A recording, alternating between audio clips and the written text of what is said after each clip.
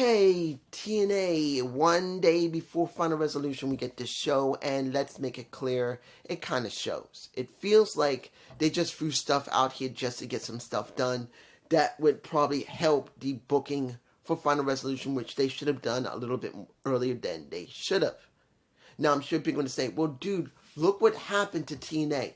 They were in one place, there was a hurricane that messed up their entire schedule. There's a difference between something messing up your schedule and going on to X, doing the tweet, and other stuff and having it done ahead of time. Yes, they needed more work. Yes, I understand it. But in this situation, it didn't need to be done here. If you're going to go there, you could have done some tweets ahead of time, more than a week or 2 or 3 before even coming to this, trying to get all the matches in, even if you couldn't record it. You could have done that. Yes, it would have pissed people off that we didn't see it, but due to the fact the schedule was thrown off because of the hurricane in North Carolina, I'm not saying it's a heavy, everyone is not going to see it as a good reason, but there were other ways to do it, and particularly, they didn't need to do it here. Let's open with Moose, X-Division, and Cody Deaner. Why did we get Cody Deaner here? Why did we get Cody Deaner without Kushida trying to save him? At least you would have set up Kushida. But we didn't get that. We got Cody Deaner coming out after a nice, long, lengthy talk of Moose saying he's going to be the greatest X-Division champion there is. And Cody says, you got it all wrong. This is not the way to act. I lost my love for wrestling. I gave it to the hands of the fans and I got my wrestling love back. But Moose said, oh, you got your wrestling love back. Not in exact words. But you can't win a damn match. He said, well, maybe I'll have a match now against you and I'll prove I can get the match done. And then we get this match that doesn't relate anything to Kushida. And worse yet, you made it competitive. And Moose is the X-Division champion. He was a dominant world champion, even a dominant grand champion. Impact Grand Champion, let's make it clear, he was dominant there too. And I'm like, you did not need to do this match. You didn't even need to do this. You could have let Moose just go out there and talk, and Kushida could have came out, or someone else in the beatdown, and then Kushida could have came in, and then do this. Now, it counts on Kushida's also his schedule, because as far as I understand, he's not having a permanent schedule with Impact Wrestling, well, TNA at this point, when he signed with TNA, and it was somewhere around Impact to TNA. But let's make this clear. They didn't do anything with Kushida. I'd rather seen something with Kushida than seen Cody Deaner. I'm just saying. Next, Rosemary versus Xia Brookside. Now, you guys tell me below. Do you believe that NXT, TKO, NXT, is still working with TNA? Now, I have no evidence that the arrangement is over. I don't. But let's make this very clear. What did we really get between TKO and TNA? Or should I say TKO and Anthem? Because I'm sure Anthem had to sign off on them working with TKO. We got Joe Henry showing up on NXT, which brought a lot of interest to NXT. And somewhat interest to TNA. We got Rosemary going there. But does it mean she did great? No. She jobbed more than she won. And that's also going in TNA. And then we had a Jordynne Grace who is being rumored that she's going to WWE after this. She's done with TNA. I have no proof of it. Everybody's saying there's some proof. I've looked on the sites. There is no statement anywhere that Jordynne Grace is going to go from TNA to TKO WWE. You say you've seen it on Reddit means nothing until we see it. So I'm not confirming anything. But here's the thing. We literally have had a few people go over there. And what did we really get? Who got the lion's share of that entire thing? Not TNA. So now we see a Rosemary who lost more over in NXT than she did in TNA. She's barely won in TNA much, and she lost a lot in NXT. And the only time she won was in a tag match to put over Wendy Chu, who's now been basically doing nothing now. So what does this really give us? What did we really get with Xia Brookside versus Rosemary? Rosemary getting a win, but does it make me feel and care about the match that's going to happen? No. No. Right now, Jordan Grace is going to go up against...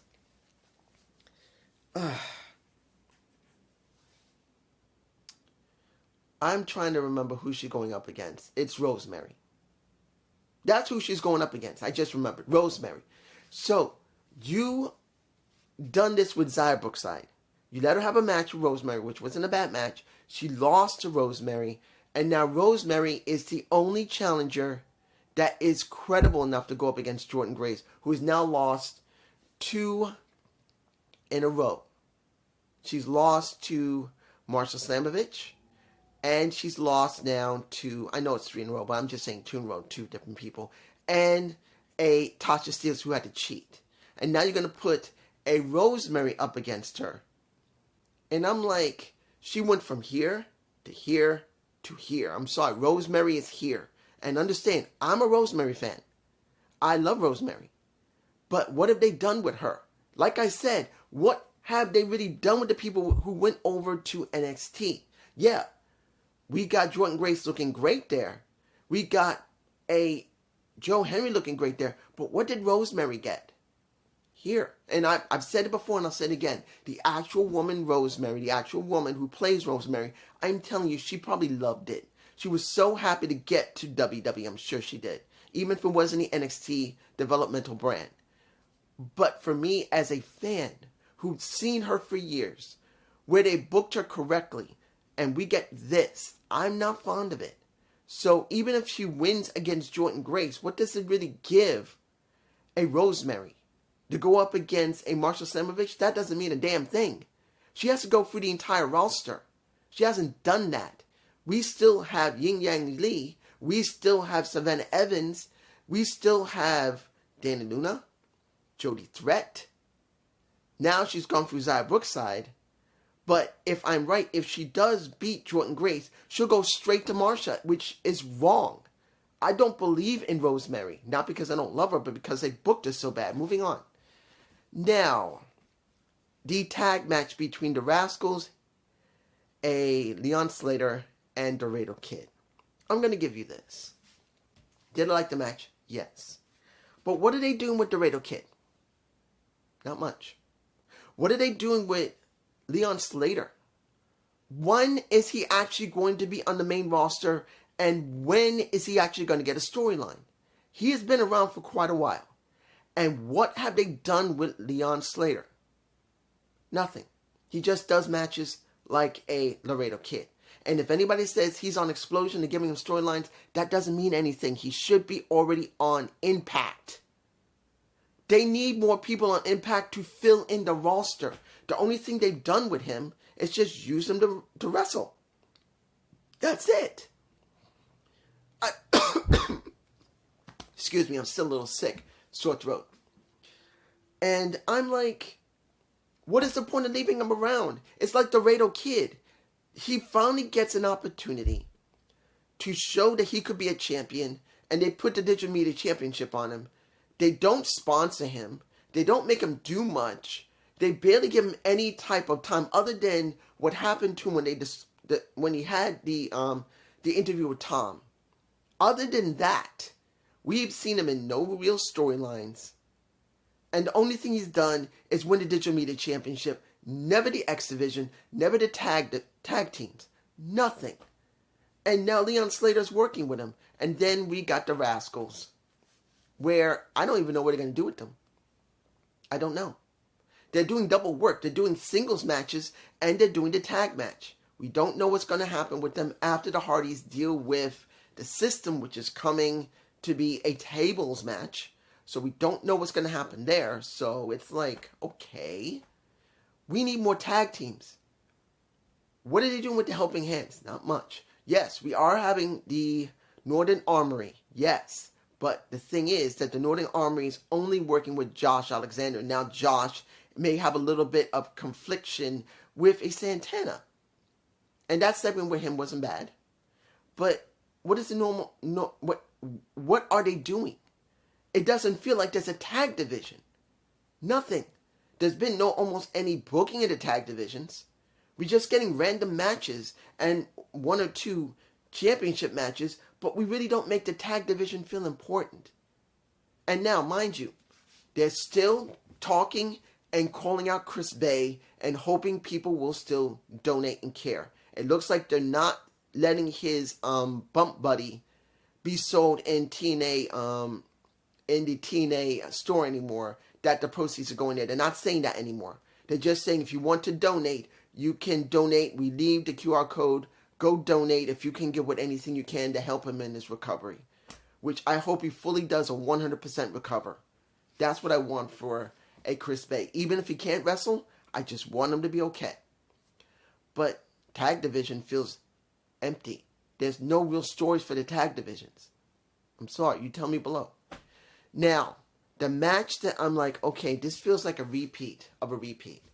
Now, but week before last, we got matches that were never seen on TNA. This was for Thanksgiving. It was supposed to be matches that we never seen. And one of those matches, if I remember correctly, was PCO with Sami Callihan versus Jake Something and Hammerstone, who currently is injured after Turning Point. So if this isn't a repeat of that, it sure feels like it. We had the helping hands go up against the, I believe, PCO and Sami Callihan. Now we have two matches that is with Hammerstone and Jake Something. You guys tell me if I'm wrong, because I could be wrong. I could be wrong.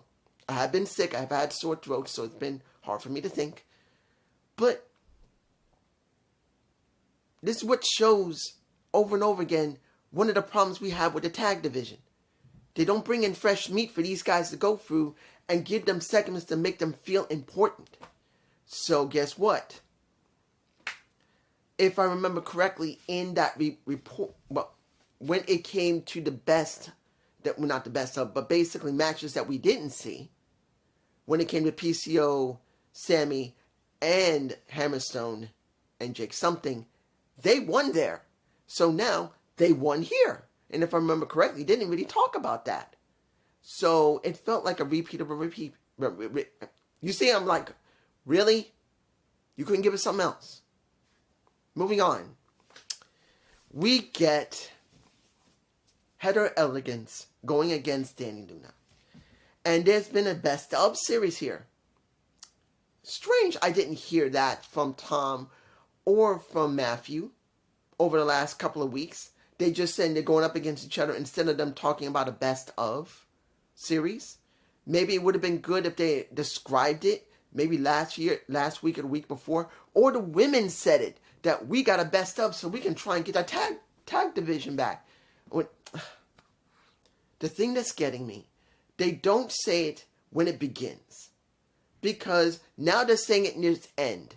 Because I do believe at Final Resolution they may have a match, or the show after that, maybe. But if I remember correctly, they may not do that, because it may be the best of TNA coming up on the 26th, because I do believe Christmas Day is on the 26th, and the 19th is the next show. And I don't even know if they're going to show anything of anything they recorded. It may be the best of TNA. So we may have to wait until January before we get anything.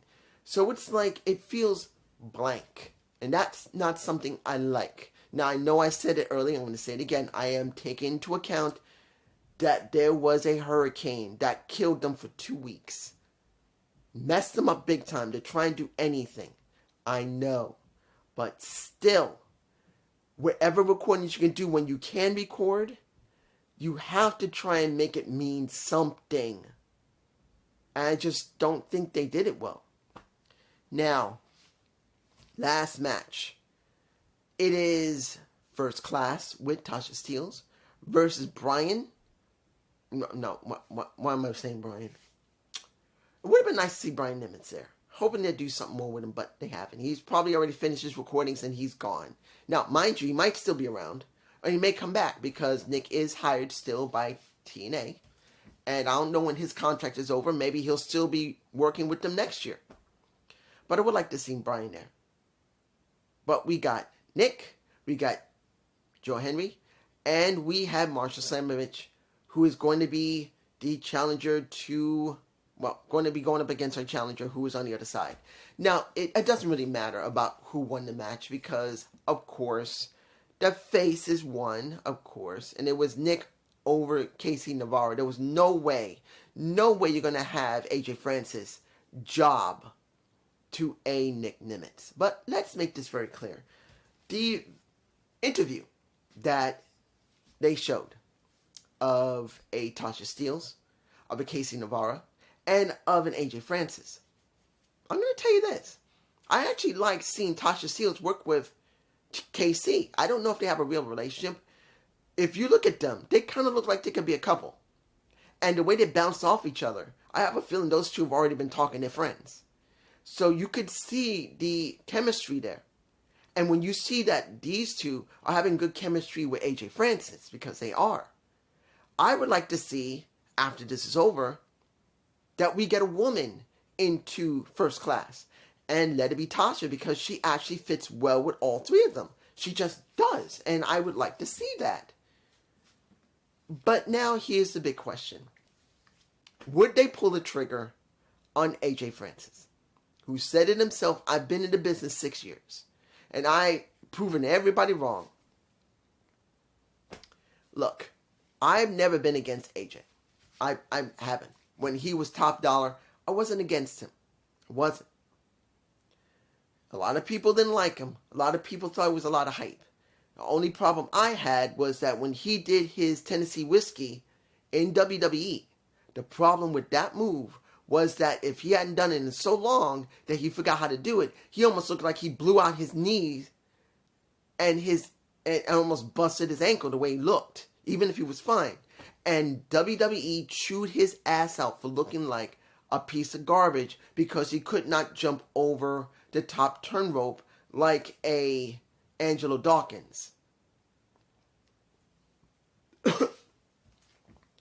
And let's make it very clear. If you look at AJ Francis and Angelo Dawkins is a better wrestler.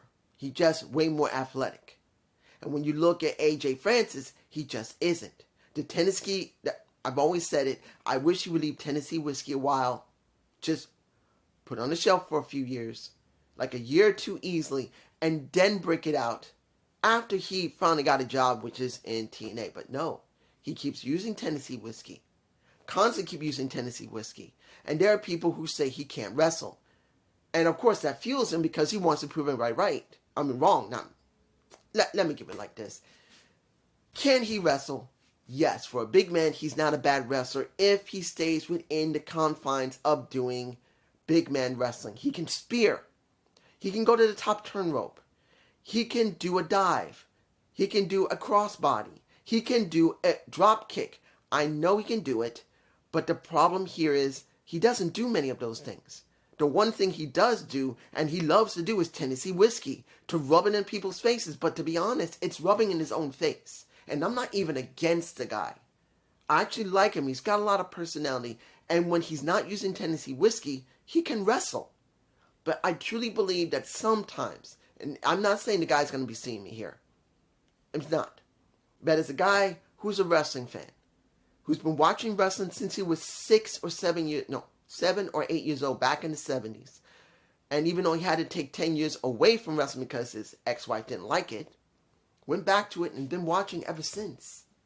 And I'm telling you right now, I would like him to put away Tennessee Whiskey for a while, try a couple other moves that are power moves, then using Tennessee Whiskey. Just to show people that he does have more in his tank. So for me, what does this really mean? Does this mean that AJ Francis may actually win the title? I'm not going to tell you yes. There's a very strong chance no.